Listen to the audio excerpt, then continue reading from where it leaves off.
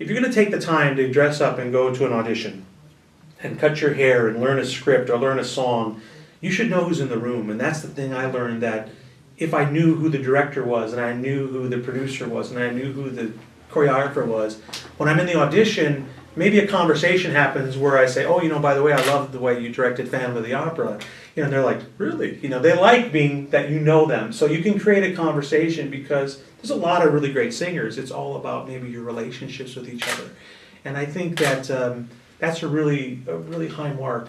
I mean, you were talking about James Gandolfini, and I always joke with my wife, because if you look at a lot of the big movie stars, John Travolta, who is from New Jersey, Robert De Niro, who's from New Jersey, Tom Cruise, who's from New Jersey, Meryl Streep, who grew up in my town. I mean, it's not very hard to go from New Jersey into Manhattan and become a star, but to come from Oglesby and to go across the whole East Coast to get to the East Coast is quite a journey. So along the way, people really like the Midwestern values. They like how hard we work.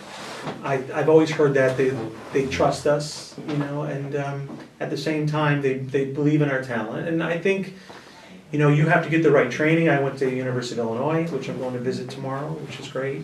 And I think just believing in yourself, and really working hard at it and knowing who's in the room and knowing who you need to meet.